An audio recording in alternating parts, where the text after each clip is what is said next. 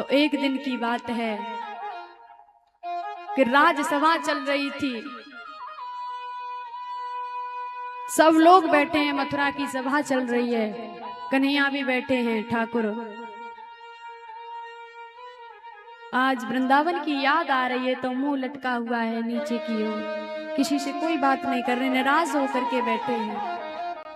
किसी ने कहा आज श्री कृष्ण इतने उदास क्यों हैं, आज इतने निराश क्यों बैठे हैं।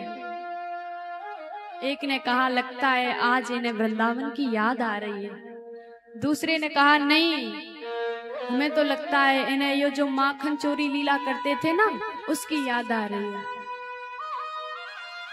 तीसरे ने कहा नहीं, मुझे तो लगता है शायद इन्हें अपनी यशोदा मैया श्री राधा रानी की याद आ रही है, गोपियों की याद आ रही है। जैसे ही कहा अब ठाकुर जी से रहा नहीं गया, हृदय के बांध को रोक ना पाए, दौड़ के गए अपने कक्ष में, छोड़ गए सभा को।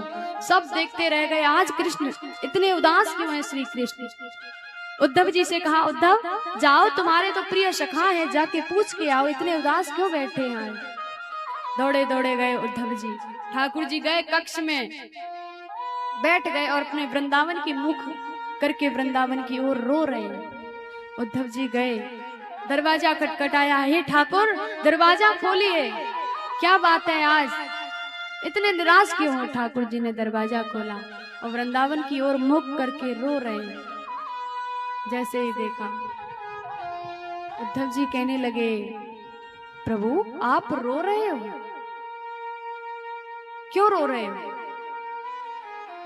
आप आज तक उस वृंदावन को बुला नहीं पाए।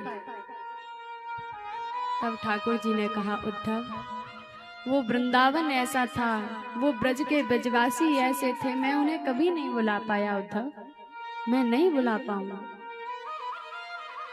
आंखों में आंसू आ गए, रो रहे हैं। उद्धव जी कहते प्रभु आप रो रहे हैं, अरे इस जगत के पालनहार परम पिता परमेश्वर होके रो रहे हैं, आप भूल गए साक्षात परमात्मा हो, आप रो रहे हो।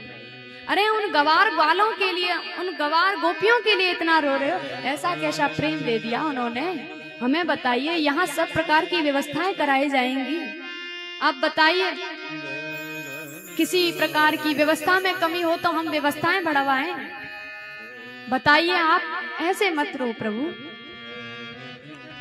ठाकुर जी कहना चाहते हैं उद्धव मैं प्रेम का भूखा हूं, मुझे ये व्यवस्थाएं कहाँ रास आएंगी, मुझे प्रेम चाहिए।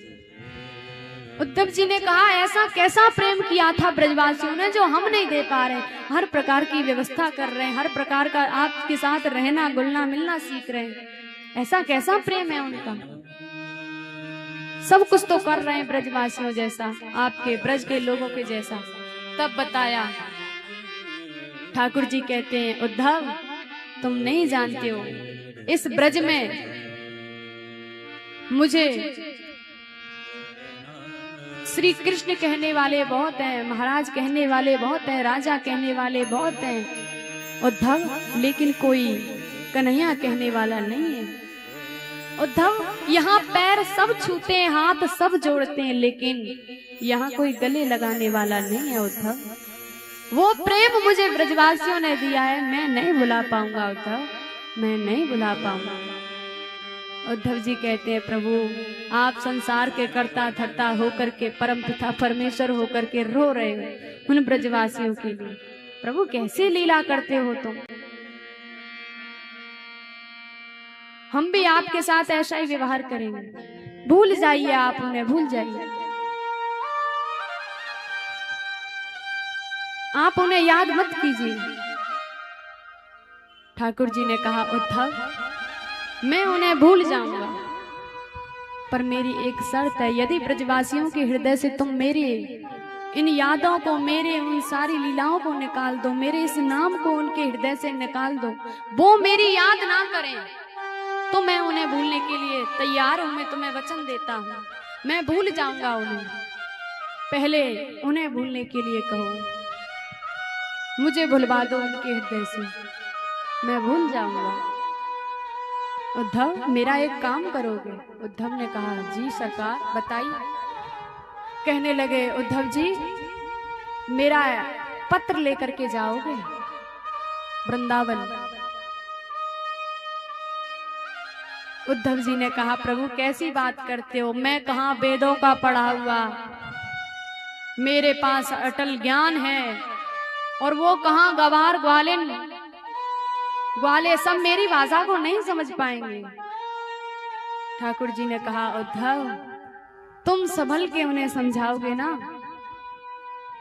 मैं तो ये कहता हूं कि गोपी के एक एक शब्द में, एक एक अक्षर में तुम्हारे सारे वेदों के सार सब कुछ लिखा हुआ, एक एक अक्षर में उनका मंत्र लिखा है, वेदों का श्लोक लिखे हुए हैं।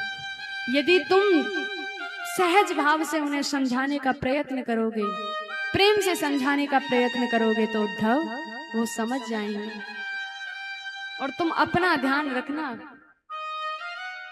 क्योंकि वो सब ब्रजवासी वेद पाठी नहीं है, वेद नहीं पढ़े, वो प्रेम जानते हैं उद्धव। और मैं तुम्हारे जीवन में प्रेम देखना चाहता हूं।